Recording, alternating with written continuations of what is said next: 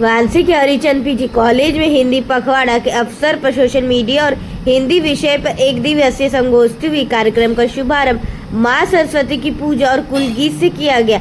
मुख्य अतिथि प्रोफेसर वंदना झा ने कहा कि हिंदी विशाल हृदय की भाषा है और आज राष्ट्रीय व अंतर्राष्ट्रीय स्तर पर लोकप्रिय हो रही है। मुख्य वक्ता डॉक्टर रामसुधार सिंह ने बताया कि हिंदी आम जनता की भाषा है जिसने स्वतंत्रता संग्राम में भी लोगों को जोड़ा और इसे करोड़ों लोग बोलते समझते हैं।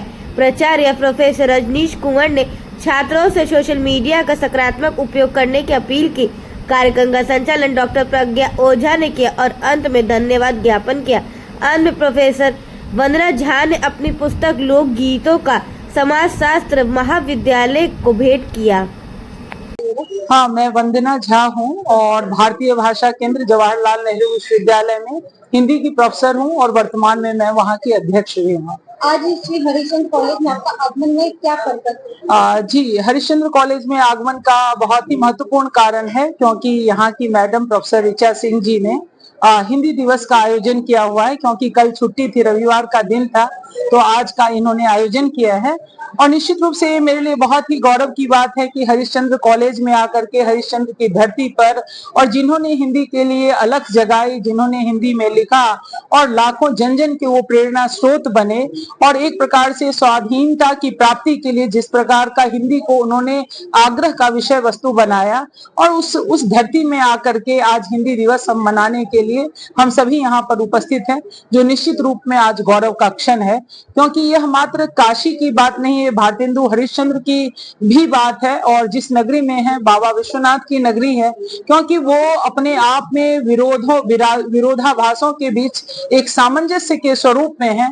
तो आज जब हम राष्ट्रीय शिक्षा नीति में बात कर रहे हैं भाषा की, हिंदी भाषा की, तो निश्चित रूप से हम बहुभाषिकता पर भी बात कर रहे हैं, लोक भाषा पर भी बात कर रहे हैं और भारत के गौरव को बढ़ाने के लिए हिंदी के साथ साथ जो भारत की अन्य भाषा और बोलियां हैं उन सबों को हम अपने विषय में, अपने चिंतन में शामिल करने की बात कर रहे हैं। मैं प्रोफेसर ऋचा सिंह हरिश्चंद्र महाविद्यालय हिंदी विभाग के अध्यक्षा हूँ। मैम, आज यहाँ पे ये प्रोग्राम किया गया, इस प्रोग्राम करने का उद्देश्य क्या है?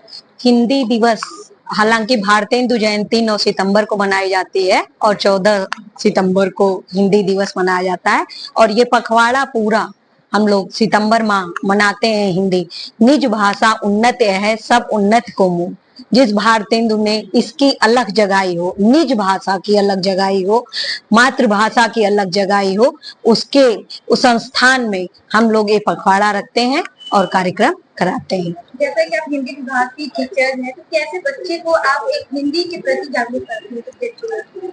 हमारा संस्था ही भारतेंदु जी ने बनाया है, तो ये उनका आशीर्वाद है कि हम लोग यहाँ पे हिंदी को प्रचार प्रसार के लिए, हिंदी में बातचीत करने के लिए और हिंदी में सारी जागरूकता, सारे कार्यक्रम करने के लिए, क्योंकि आज हिंदी एक सशक्त रूप में उभर के आई है। चाहे वो बाजार हो, चाहे भारतेंदु जी कहते हैं कि अपनी भाषा में बात करिए, अपनी भाषा में बात करिए, इसमें कोई शर्म और झिझक नहीं है और इससे आज बाजारवाद भी में हिंदी का ज्यादा वर्चस्व है और ये चीज हम लोग देखते हैं।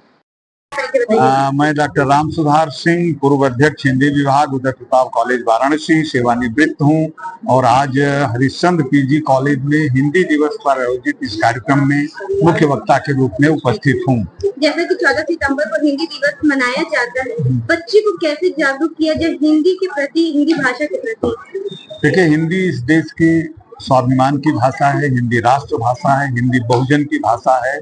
भारतीय संस्कृति और भारतीय अस्मिता को जानने के लिए हिंदी को जानना जरूरी है, हर नागरिक को जानना जरूरी है और वर्तमान समय में हिंदी काफी आगे बढ़ चुकी है। यह आज बाजार की भाषा हो गई है, विज्ञापन की भाषा हो गई है, मीडिया की भाषा हो गई है, चारों तरफ हिंदी का बोलबाला है और उस हिंदी को फिल्मों ने, फिल्मी गीतों ने, एपिसोड ने बहुत तेजी के साथ प्रसारित किया है।